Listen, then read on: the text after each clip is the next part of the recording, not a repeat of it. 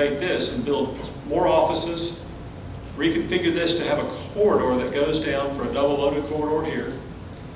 And the choir practice could be in this location, vesting rooms here and here. Keep these restrooms and mechanical, keep this fellowship hall just like it is, but we could expand this direction by about 50% and still keep your plaza and make this space about half again as big as it is now by building that direction. So this is a long-term plan that allows you to grow over time. It also has a new entry steeple right here on the south side of the existing worship space. So you would enter right in the middle, center axis of the place that's currently your worship space.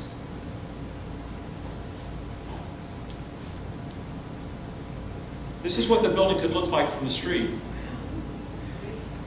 And one of the goals in the list of 10 goals and objectives that we listened to when we were taking notes, carefully listening, it says, create a new worship building that is recognizable as a Catholic church and has a visible presence in the community.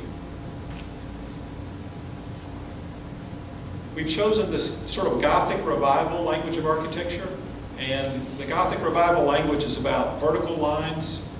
You see pointed arches, windows, it's sort of a connection to the heavens.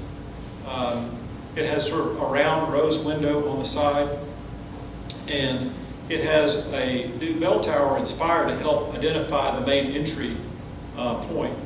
That's the point at which you go into the current worship space. That would be your narthex. So you have some vertical buttresses and little pointed arches. Natural light would come in the sides, and the building is vaulted in the middle. It's not too dissimilar from your current design, but it is a different style with a similar sort of plan type. You'd have natural light coming in from either side of what we call clear story windows that are up high on either side of the nave. And then this is the sacristy that projects along the front, and a little bit of parking along the front, but not too much parking. Enough to make it convenient, but not enough to destroy the appearance of the building.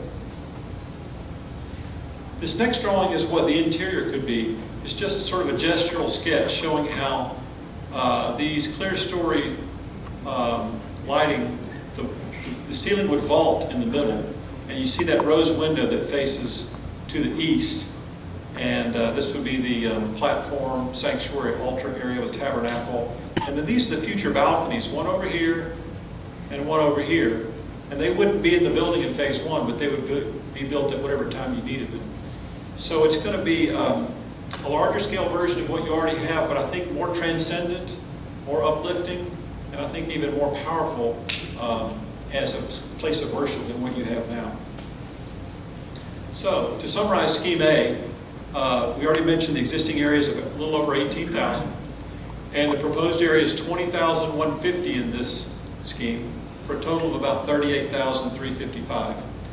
And that's how much total space you would have at the end of all phases of the project. You'd also have to renovate about 15,000 square feet, where we would take certain classrooms and reconfigure them for the office administration, or we would change the size of them to make them bigger, because some of them are actually quite small.